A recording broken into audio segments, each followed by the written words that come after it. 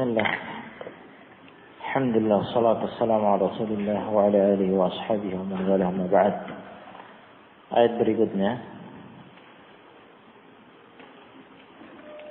Ya ayyuhalladzina amanu idza ja'akumul mu'minatu muhajiratin famtahinuhunna Allahu a'lamu biimanihinna fa in 'alimtumuhunna mu'minatin fala tarji'uhunna ilal kuffar la hunna hillun lahum ولا هم يحلون لهن وآتوهم ما أنفقوا ولا جناح عليكم أن تنكحوهن إذا أتيتموهن أجورهن ولا تمسكوا بعصم الكوافر واسألوا ما أنفقتم وليسألوا ما أنفقوا ذلكم حكم الله يحكم بينكم والله عليم حكيم. Ayat ke-10, ayat ke-11 setelahnya wa in fatakum syai'un min azwajikum ilal kuffari fa'aqabtum fa'atul ladina dhahabat azwajuhum mithla ma anfaqu wattaqullaha alladhi antum bihi mu'minun. Dua ayat ini terkait dengan hukum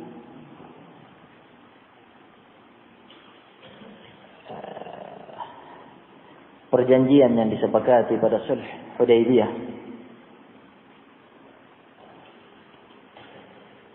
antara Rasulullah alaihi salatu wassalam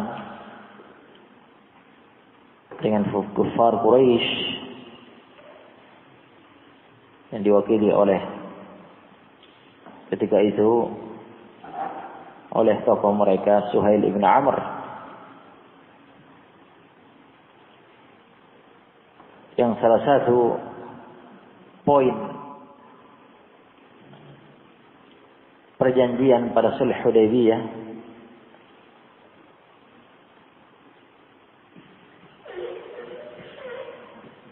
bahwa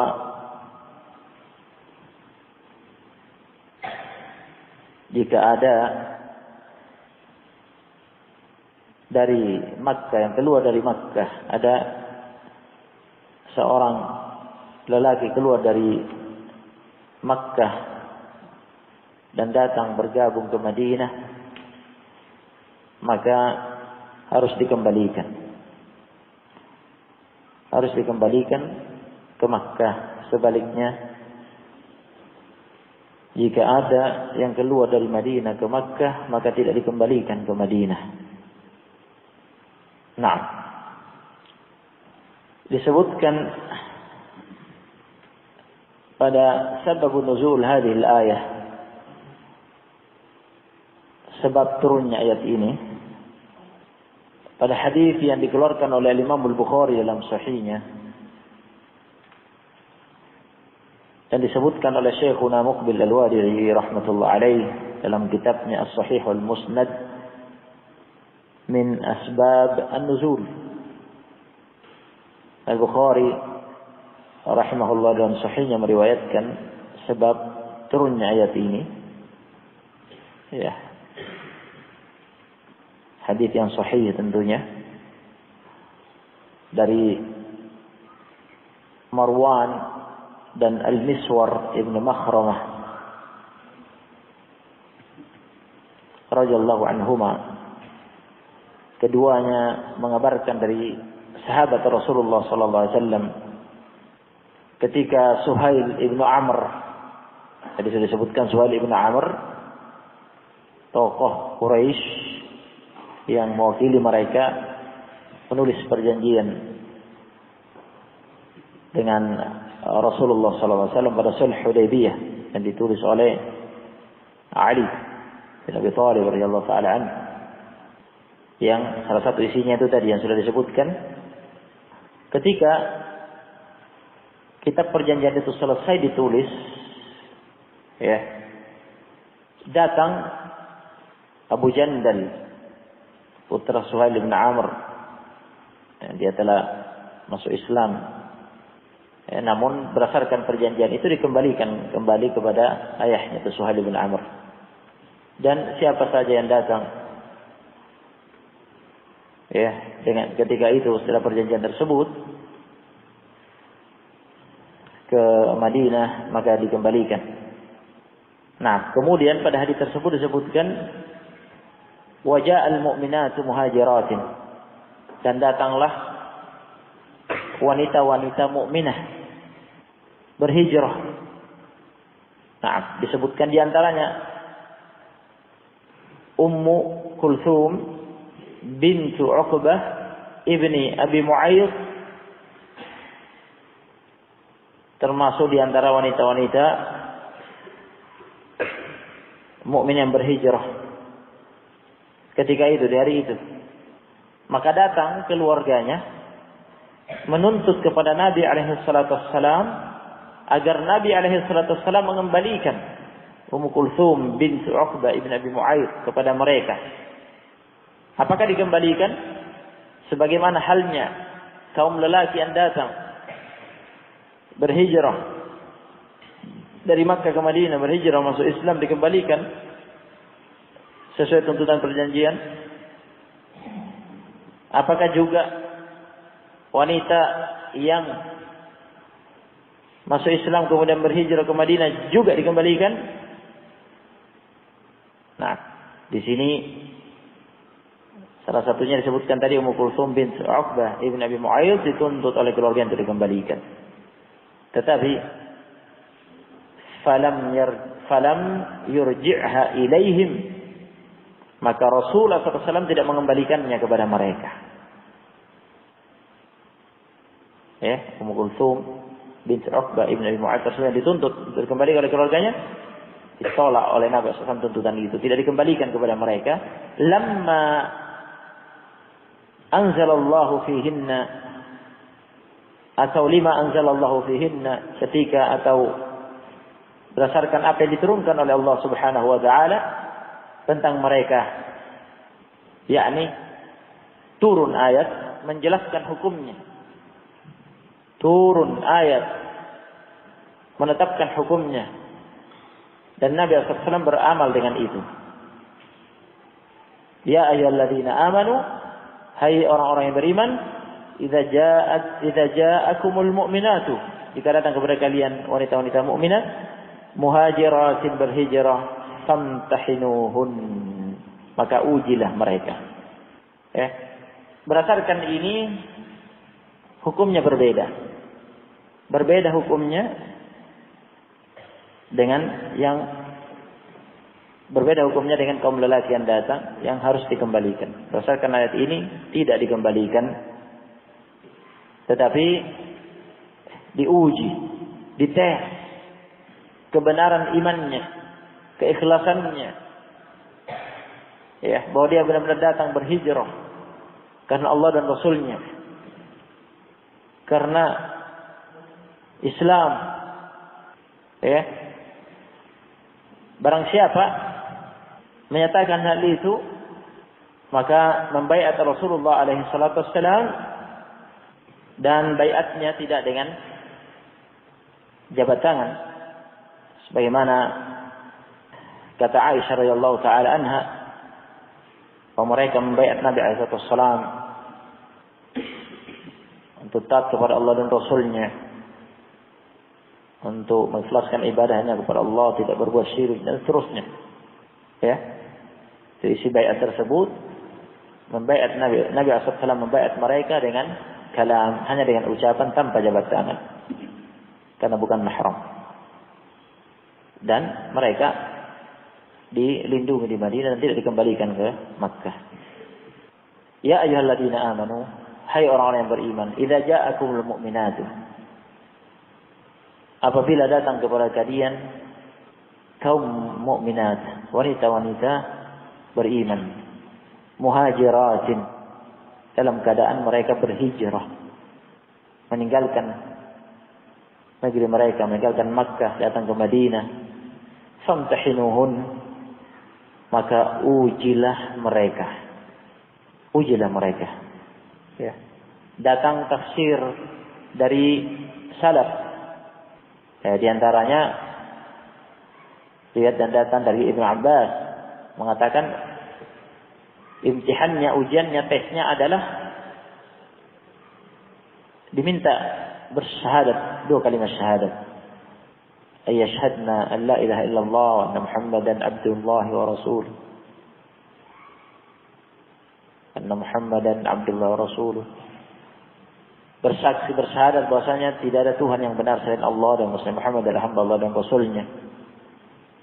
Ada juga riwayat dari Mujahid mengatakan tesnya, ujiannya adalah tanya kepada mereka apa motivatornya yang memotivasi mereka datang berhijrah. Apakah karena marah kepada suami mereka? Karena bertengkar dengan suami mereka? Atau semisalnya dari urusan-urusan duniawi. Jika itu sebabnya hanya karena marah terhadap suami mereka dan semisal dengan itu, dan mereka tidak beriman, tidak bersyahadat, maka kembalikan. Nah, dia datang karena hubbullah wa rasuli, karena mencintai Allah dan Rasulnya. Sebagaimana pada tafsir riwayat yang dari Ikrimah, apakah kamu datang karena cinta Allah dan Rasulnya? Ya. Bukan karena rindu cinta kepada seorang lelaki di Madinah yang kau datangi,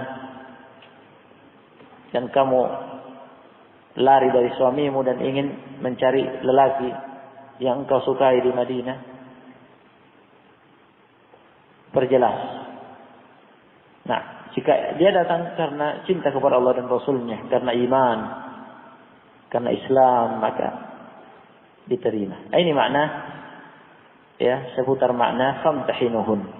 Intinya diuji kebenaran imannya. Nah, bahwa dia berhijrah karena Allah dan Rasulnya, karena Islam, karena hubbullah Rasulih. Nah, diminta bersyahadat, pembuktian keislamannya. Naam. Allahu a'lamu biimanihim. Allah Subhanahu wa taala Maha tahu dengan keimanan mereka. Allah Subhanahu wa taala Maha tahu dengan hakikat keimanan mereka. Fa in 'alimtumuhunna mu'minat. Nah, setelah dites, diuji, fa in 'alimtumuhunna, maka apabila alimtumuhunna, kalian telah mengetahui bahwa wanita-wanita itu mukminat, benar-benar wanita-wanita beriman, bersyahadat 2 kalimat syahadat, bahwa datang karena hubbullah rasuli, cinta Allah dan Rasulnya, datang karena Islam. Fala tarji'uhunna ilal kuffar, maka la tarji'uhunna, jangan kalian kembalikan mereka ilal kuffar, ke tangan orang-orang kafir. Jangan kembalikan mereka, jangan pulangkan mereka kembali ke tangan orang-orang kafir. Karena setelah pengetesan itu dan terbukti keislaman dan keimanan mereka sesuai dengan zahir lahiriah yang dia tampakkan, bersyahadat, mengaku cinta Allah dan Rasulnya, ya, dan ada juga riwayat dari Qatadah mengatakan diminta bersumpah, ya, bersumpah atas hal itu, bersumpah demi Allah bahwa memang datang karena Islam, karena iman. Nah, bukan lari dari suaminya dan seterusnya dari urusan dunia, sesuai dengan lahiriah apa yang tampak tersebut. Adapun hakikat di belakang itu Allahu a'lamu bi imanihin, Allah Subhanahu wa taala Maha tahu. Namun berdasarkan apa yang tampak, al-hukmu bil zahir, muamalah di dunia adalah al-hukmu bil zahir, berhukum sesuai apa yang ditampakkan oleh seseorang. maka dia dianggap muslimah mukminah. Fala tarji'una ilal kuffar, jangan kembalikan ke tangan orang-orang kafir, karena ketika dia masuk Islam, dia beriman, maka tidak halal bagi orang-orang kafir menyentuh mereka.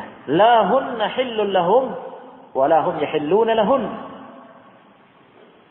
Setelah keimanan mereka, keislaman mereka, la hunna hillun lahum, tidaklah wanita-wanita beriman itu halal bagi laki-laki kafir. Wa la hum yahilluna lahun, sebaliknya, walahum, tidak pula laki-laki kafir itu yahilluna lahunna halal buat wanita beriman.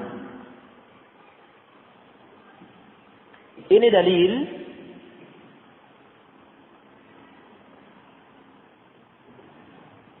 haramnya pernikahan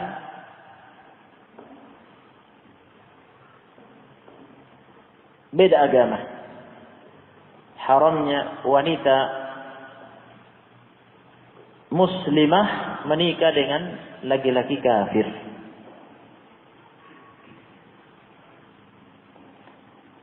Ayat ini terkait dengan wanita muslimah, wanita mukminah, wanita muslimah, wanita beriman. Tidak boleh menikah dengan laki-laki kafir, apapun agamanya, seluruh macam agama kafir tidak boleh, haram. Jika itu dilakukan, itu zina.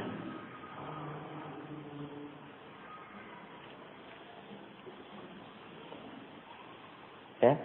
Dan ketika adapun tadinya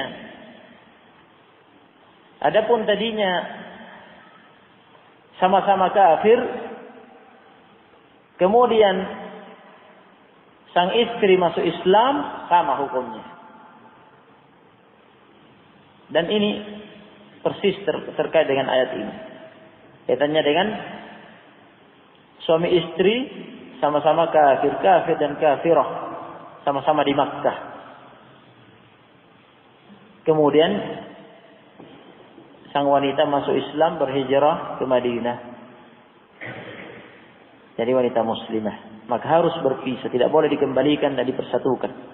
Setelah itu harus dipisahkan. Lahunna hillun lahum wa lahum yahilluna lahun. Fala tarji'uhunna ilal kuffar, lahunna hillun lahum wa lahum yahilluna lahun.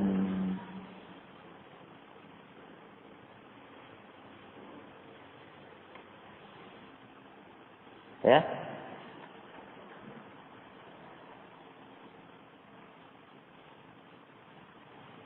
Wa atuhum ma anfaqu, namun ada konsekuensi hukum yatarattabu ala dhalik. Ada konsekuensi hukum terkait dengan hal itu. Karena dia ditahan dan dilindungi di Madinah, tidak boleh dikembalikan, tidak boleh diambil kembali oleh mantan suami yang masih kafir di Makkah. Sementara dulu dinikahi dengan biaya, ya, tidak gratis. Nah, ada mahar, ada biaya pernikahan berupa mahar yang diinfakkan, yang dikeluarkan oleh laki-laki itu untuk menikahi wanita tersebut. Maka Allah mengatakan wa atuhum ma anfaqu, wa atuhum ma anfaqu, dan hendaknya kalian memberikan hum kepada mereka, suami-suami mereka yang kafir itu, ma anfaqu, mahar pernikahan yang dulu mereka infakkan, yang dulu mereka keluarkan sebagai mahar untuk menikahi wanita itu. Karena sekarang wanita itu telah beriman, tidak boleh disatukan kembali dengan mantan suaminya yang masih kafir. Lahunna hillun lahum wa lahum yahilluna lahun. Namun keadilan Islam menetapkan hukum mahar yang dulu mereka berikan ketika menikah dikembalikan. Karena wanita ini dilepas dari suaminya. Wanita yang telah beriman ini dilepas dari suaminya yang masih kafir, yang kafir. Dilepas dengan bayaran tebusan, dikembalikan maharnya.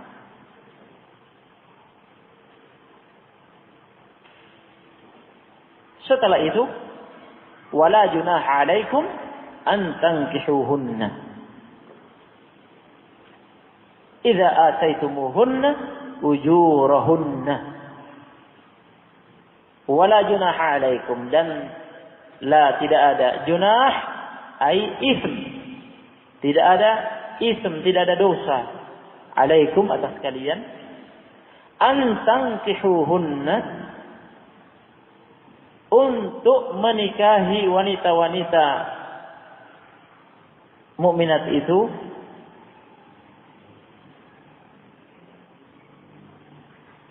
setelah proses hukum ini tadi dilewati, telah dilepas dari suaminya dulu yang kafir dan dibayar tebusannya, dikembalikan maharnya. Setelah itu tidak ada salahnya, tidak ada dosa atas kalian untuk menikahinya.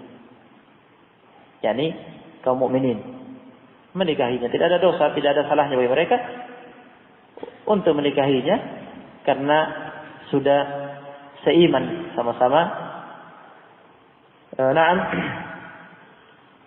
Beriman. Idza ataitumuhunna, dengan syarat, idza syartiyah, dengan syarat ataitumuhunna ujurahunna, ataitumuhunna, kalian memberikan kepada wanita-wanita beriman tersebut ujurahunna, mahar-maharnya. Mahar-maharnya. Dan ini dalil, di antara dalil bahwa mahar itu adalah syarat sahnya pernikahan. Tidak sah pernikahan tanpa mahar, besar atau kecil nilainya.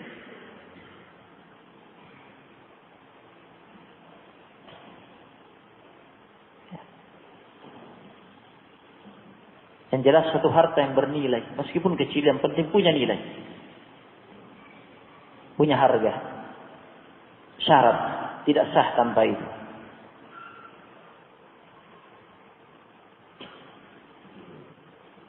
Karena Allah mempersyaratkan idza ataitumuhunna ujurahunna. Idza min adawat syartiyah bila jazm. Dalam ilmu bahasa Arab, ilmu nahwu, idza adalah perangkat persyaratan, perangkat bahasa yang menunjukkan syarat tanpa menjazm fi'il.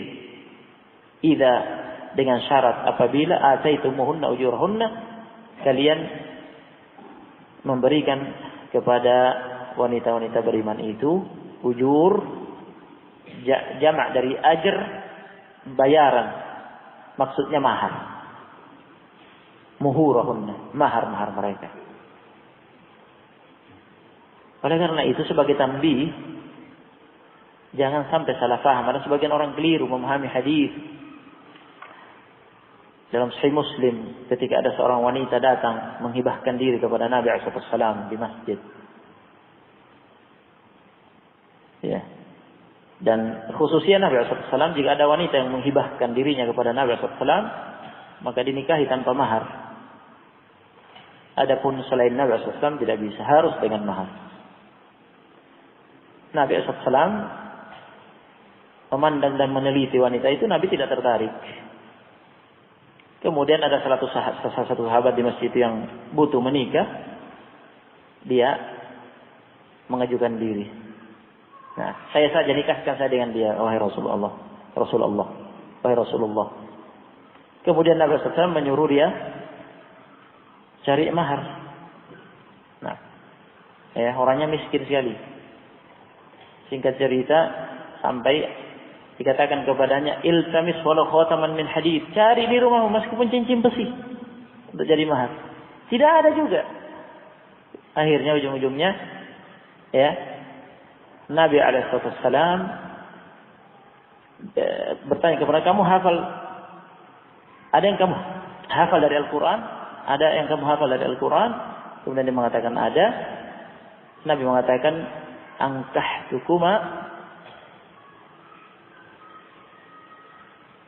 ankahtuka biha bima ma'aka min Al-Quran. Ankahtukuma bima ma'aka min Al-Quran. Aku menikahkan kamu dengannya. Aku menikahkan kalian berdua bima ma'aka min Al-Quran, dengan mahar Al-Quran yang engkau hafalkan. Jangan salah paham sampai salah praktek. Kemudian menikah, saya punya hafalan surat Al-Baqarah. Dah itu maharnya. Sudah nikah. Maharnya apa? Maharnya adalah hafalan saya surat Al-Baqarah. Apa maksudnya? Kamu punya hafalan surat Al-Baqarah jadi mahar, maksudnya bagaimana? Nah, nanti kamu bacakan surat Al-Baqarah ke dia dari awal sampai akhir, itu maharnya. Mahar itu harus ada nilainya. Kata Ibnu Utsaimin rahimahullah, maksud hadis maharnya adalah dia ajari sampai mahir baca ayat-ayat Al-Quran yang dia hafal itu. Jadi dia ajari sampai istrinya itu juga menguasai ayat-ayat tersebut yang dia kuasai itu. Sampai bisa. Dan ini dalil bolehnya mengambil bayaran atas pengajaran Al-Quran. Artinya, dia mengajari istrinya baca ayat-ayat tersebut sampai menghafalkannya, sampai menguasainya. Ya. Itu bernilai. Nah, itu jika dihargai, dibayar, ada harganya, uang, harta. Nah, maka diajari sampai bisa. Sahabat itu tidak punya harta. Jika Anda punya harta, punya uang, punya ini, tidak usah susah-susah. Nah, maharnya yang jelas saja sudah. Nah, berapa? 500.000, 1 juta, atau 200.000 punyanya. Nah, yang penting berharga. Baik, atau punya cincin perak, atau apa. Nah, adapun nanti Anda mau ajari dia Al-Quran, ya ajari dia sampai bisa. Nah, ini ada sebagian yang salah praktek. Dan supaya mau barokah gitu. Maharnya yang ringan-ringan. Sudah, saya punya hafalan surat ini, itu maharnya. Sudah, begitu saja nikah. Bukan begitu maksud hadis. Nah, seperti diterangkan oleh ulama, di antaranya secara jelas memperjelas masalah ini yang dinukilkan Ibnu Utsaimin rahimahullah. Bisa difahami? Intinya kembali yang namanya mahar, syarat sahnya pernikahan harus berupa harta yang bernilai, besar atau kecil. Nah, kita untuk sementara cukupkan potong sampai di sini. Kita lanjutkan insyaallah pada berikutnya. Tafadhal jazakumullah khairan.